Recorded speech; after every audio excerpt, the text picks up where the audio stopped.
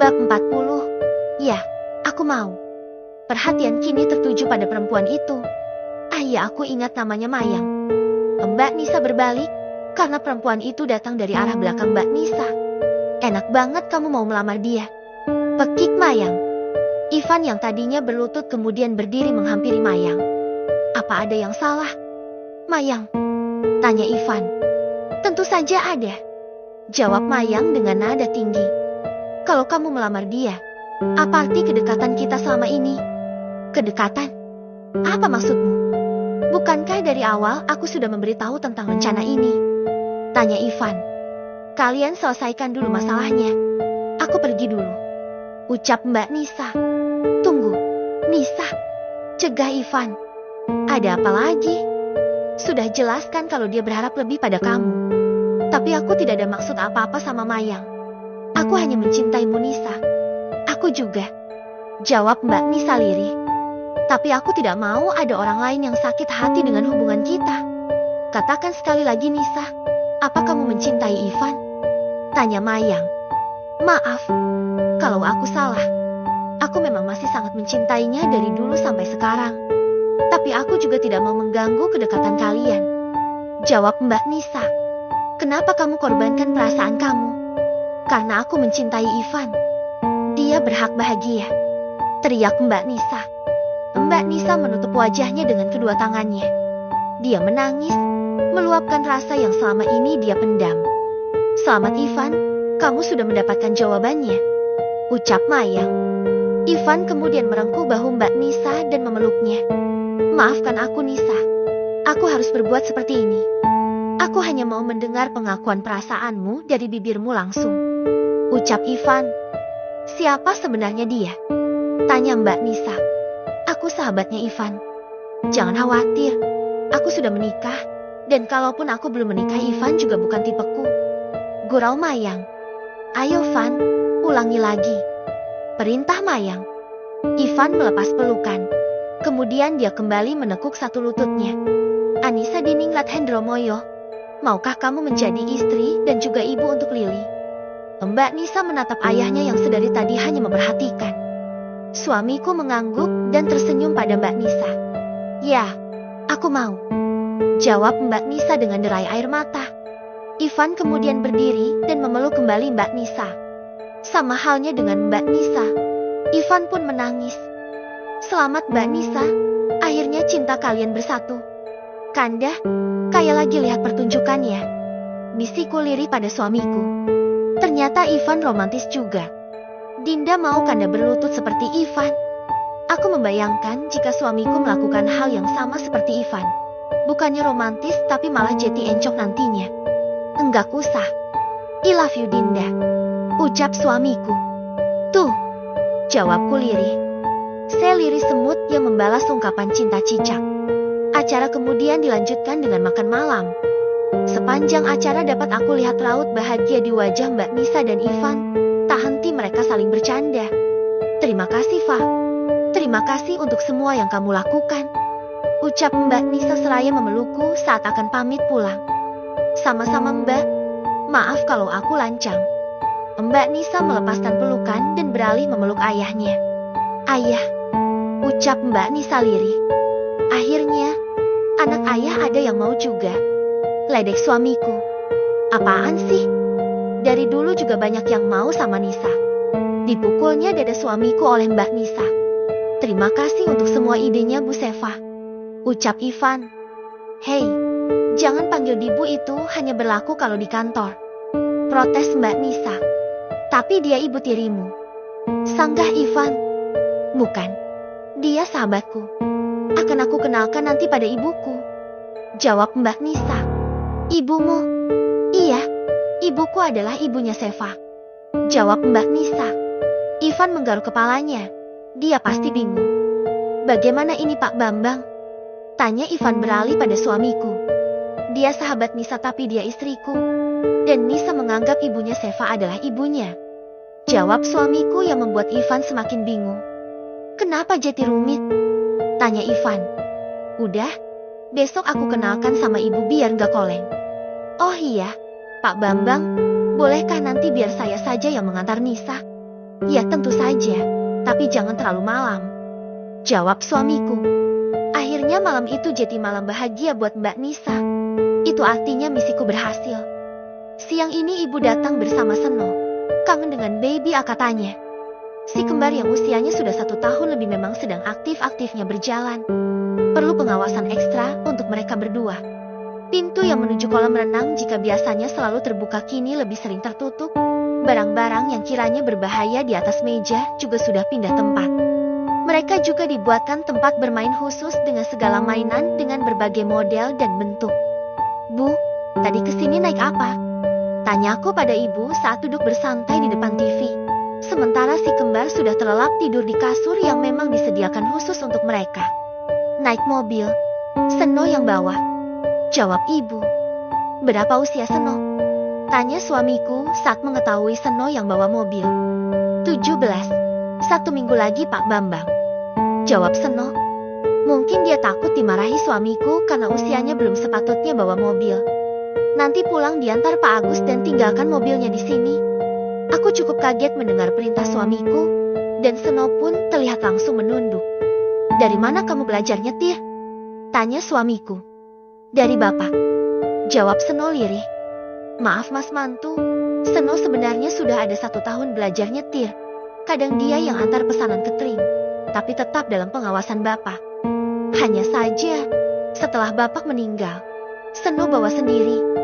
Kalau keberatan nanti biar mobilnya ditinggal di sini.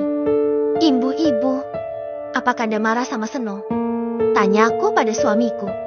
Siapa yang marah? Itu tadi minta mobil ditinggal di sini. Memangnya nggak boleh kalau ditinggal di sini? 1 minggu lagi kan Seno 17 tahun. Bisa buat SIM sama KTP, kenapa harus ditinggal di sini mobilnya?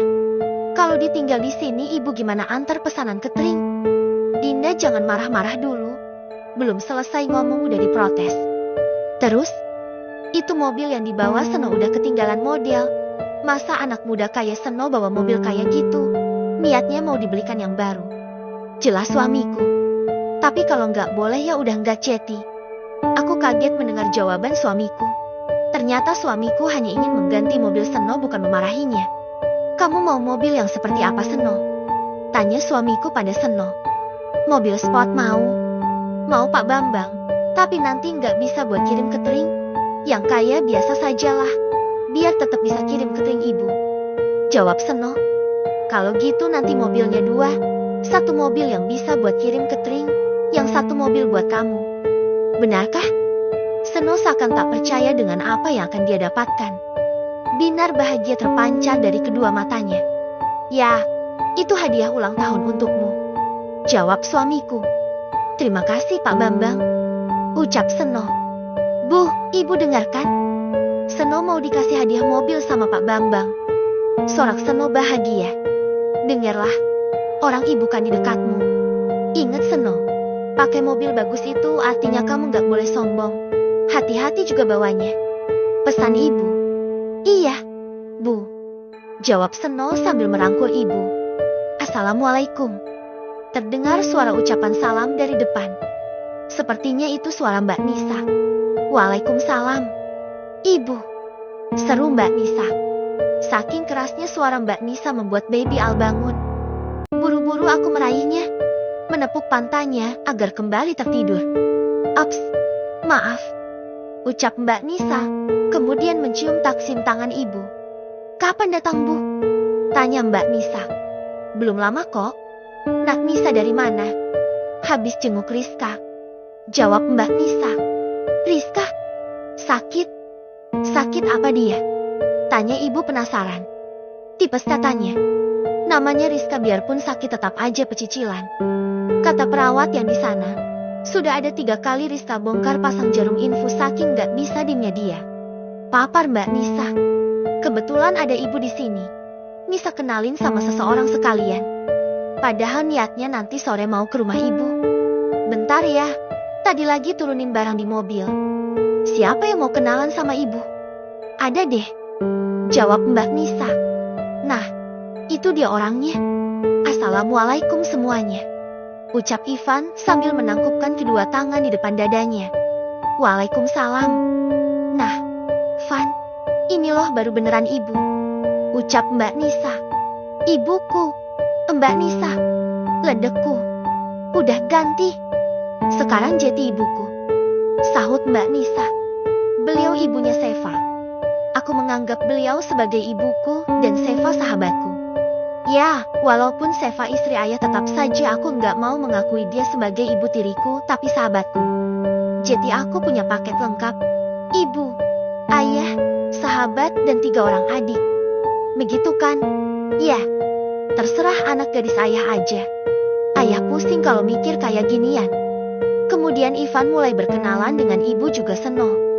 Kalau begitu aku juga panggilnya Mas Ivan ya. Usulku. Berarti yang calon ibu mertua yang mana? Tanya Mas Ivan. Serempak aku dan Mbak Nisa menunjuk pada ibu. Mertua? Tanya ibu heran. Apa itu artinya kalian? Mbak Nisa dan Mas Ivan kemudian menganggukkan kepalanya. Alhamdulillah. Seru ibu. Obrolan dilanjutkan dengan pembahasan rencana pernikahan Mbak Nisa. Aku cukup jadi pendengar saja karena Mbak Nisa dan Mas Ivan sudah punya konsep dan rencana yang sudah matang.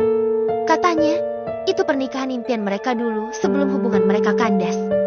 Malam ini malam keempat Rizka berada di rumah sakit. Sengaja aku dan suamiku menjenguk malam hari menunggu baby tidur dulu. Enggak tega rasanya kalau lagi asyik bermain bersama tiba-tiba ditinggal pergi. Tak ada buah tangan yang aku bawa. Karena kata dokter memang makanannya harus dijaga ketat. Hanya membawa parcel buah itu pun untuk yang berjaga. Waktu menunjukkan pukul 7 malam saat aku dan suamiku sampai di rumah sakit. Kami harus menaiki lift agar sampai dengan cepat ke lantai 5, ruang di mana Rizka dirawat. Aku mengetuk pintu ruang VVIP saat sampai di depan ruang rawat Rizka. Kenapa enggak dijawab ya? Tanyaku pada suamiku. Langsung buka aja pintunya. Saran suamiku. Aku kemudian memutar handle pintu. Ceklek. Pintu terbuka. Aku dan suamiku saling pandang melihat pemandangan di ruangan Rizka. Tampak Rizka tidur dengan posisi miring, dan di depannya Pak Bagas juga tidur dengan posisi duduk. Kepalanya disandarkan di atas tempat tidur Rizka. Sementara tangan mereka saling menggenggam. Pintu aku tutup kembali. Takut mengganggu. Padahal masih jam 7, tapi mereka sudah tidur. Mungkin efek obat buat Rizka, tapi kalau Pak Bagas, mungkin efek ketularan obat Rizka. Sudahlah, mungkin mereka lagi kasmaran. Loh, kok cepet banget, bos? Tanya Pak Agus saat sudah sampai di basemen rumah sakit. Orang yang dijenguk lagi mabok. Jawab suamiku. Mabok? Mabok apa, bos? Mabok cinta. Jawab suamiku. Pak Agus kalau pulangnya naik taksi online nggak apa-apa? Nggak apa-apa sih, Nona bos. Tapi mobilnya mau dibawa kemana? Mau dibawa buat ngomong aki-aki? Gurauku. Gimana bos? Pak Agus meminta persetujuan dari suamiku. Perintah istriku mutlak wajib dikabulkan. Jawab suamiku. Pak Agus kemudian menyerahkan kunci mobil pada suamiku, namun sebelum suamiku menerimanya aku sudah terlebih dahulu merebutnya. Aku yang nyetir. Ucapku sambil berlalu menaiki mobil. Jangan lupa pasang safety belt ya, Ke. Candaku saat suamiku duduk di kursi penumpang sebelahku. Mohon maaf cu, kakek lupa cara pasangnya. Lah malah suamiku balik ledek. Oke, kita berangkat. Sesuai aplikasi ya. Ucapku menirukan driver taksi online. Kemudian aku pacu mobil sedan Mercedes-Benz keluaran terbaru berwarna hitam dengan kecepatan sedang. Kita mau kemana, sayang? Tanya suamiku. Gimana kalau nonton bioskop? Usulku. Boleh, bentar Kanda booking dulu. Jangan dang. Jangan main asal booking. Kita biasa aja ya. Aku tambah kecepatan mobilku. Membelah malam yang cukup ramai. Lupa aku kalau malam ini malam minggu. Pantas saja banyak yang boncengan sambil peluk-pelukan. Banyak cowok yang mendadak jadi tukang pijat. Ya, tukang pijat lutut. Khusus untuk cewek yang diboncengnya. Aku terus menatapnya dari balik kaca mobil saat lampu merah menyala. Nyatanya bukan hanya ada satu pasangan yang melakukan adegan pijit-memijit, mungkin ada 5 yang berjejer rapi. Mungkin mau balapan. Balapan pijit. Dinda pengin? Tanya suamiku. Aku terkekeh dengan pertanyaannya. pijit yang lain lebih enak. Aku mengerlingkan mataku. Kemudian melajukan mobil kembali saat lampu sudah berganti warna hijau. Kurangi kecepatannya, Dinda, protes suamiku saat laju kendaraan lebih cepat. Ups, maaf kek, cucu lupa. Candaku. 20 menit kemudian kami telah sampai di bioskop. Parkiran hampir terisi semua. Motor juga berjejer dengan rapi. Dinda mau nonton apa? Enggak tahu, jawabku lirih. Kanda aja yang pilih ya, pintaku. Kita beli tiketnya dulu. Aku dan suamiku lantas masuk dalam antrian yang mengular, melebihi ular piton panjangnya. Aku ke toilet dulu ya. Aku melangkah menuju toilet yang aku lihat tadi ada di sebelah kanan pintu masuk. 10 menit kemudian aku sudah kembali. Begitu aku kembali, kulihat suamiku sedang bercengkrama dengan seorang gadis. Gadis dengan memakai baju berwarna merah cabai, celana warna hijau botol, sepatu berhak tinggi dan tas ransel di punggungnya. Ah, gue suka gaya lo. Kakek sendirian? Tanya gadis itu. Kakek duduk aja ya, biar aku yang antri. Nanti aku beli 2 tiket sekalian buat kakek, kata gadis itu yang masih bisa kudengar. Aku kemudian maju dan mengapit lengan suamiku. Ini cucu saya sudah datang tadi habis dari toilet, jawab suamiku. Aku melirik suamiku. Bisa-bisanya tidak mengakui aku sebagai istrinya. Oh, syukurlah. Aku kira sendirian. Permisi kek, pamit gadis itu. Gadis itu kemudian berbaur dengan rombongannya. Kanda jahat. Jahat. Kanda jahat kenapa sayang? Kanda gak mau ngakuin aku sebagai istri Kanda. Dianggap apa aku ini? Nanti Dinda malu. Dih, siapa yang malu? Kupeluk erat pinggang suamiku tak peduli dengan penilaian orang. Akhirnya bisa juga kami nonton di bioskop. Lumayan buat refreshing otak biar gak tegang. Sekarang mau kemana lagi? Tanya suamiku. Kita makan dulu gimana? Usulku. Oke, terserah Dinda, kakek nurut. Lagi-lagi suamiku bercanda dengan panggilan dia sendiri. Biarin aja deh, barangkali bisa jadi penguat imun. Akhirnya malam itu aku habiskan berdua dengan suamiku. Jarang-jarang kami bisa melakukannya. Paling juga kalau ada acara itu pun begitu selesai langsung pulang. Birati, Bude Ratmi kemana? Tanyaku pada Birati saat akan pergi ke kampus. Tadi izin keluar sebentar, habis terima telepon terus pamit katanya mau ke ATM. Jawab Birati. Ya sudah, aku berangkat dulu ya. Itu ASI sudah aku stok lagi. Iya Nyonya, hati-hati di jalan. Aku kemudian meraih tas dan buku kuliahku dan keluar menuju mobil. Kunyalakan mesin mobil, kue setel musik sebagai hiburan di jalan. Pintu gerbang dibuka oleh Pak Satpam begitu tahu mobilku akan keluar. Ketika mobilku melaju otomatis mobil SUV hitam juga mengikuti mobilku. Ya, mereka adalah orang-orang suamiku yang akan terus mengawasiku. Sebagai pelindungan, begitu kata suamiku. Suamiku tak mau lagi kecolongan seperti saat penculikan yang dilakukan oleh anak-anak angkatnya dulu. Sebenarnya bukan hanya aku yang mendapat kawalan. Mbak Nisa juga. Mbak Nisa sudah terbiasa karena sudah sedari kecil seperti itu. Mobil melewati area pasar yang cukup ramai, membuatku harus mengurangi kecepatan mobilku. Tunggu, itu kan Bude Ratmi. Bude Ratmi tampak baru saja keluar dari ruang ATM yang ada di depan sebuah bank. Seorang laki-laki dan perempuan langsung menghampiri Bude Ratmi. Perempuan itu adalah Mbak Susi, dengan perut yang sudah rata. Mungkin sudah melahirkan. Sementara laki-laki dengan memakai topi hitam dan jaket kulit yang juga berwarna hitam itu adalah... Astaga, Pak De Parmin. Benar, itu Pak De Parmin. Kapan Pak De keluar dari penjara? Kenapa Bude nggak cerita kalau Pak De sudah keluar dari penjara?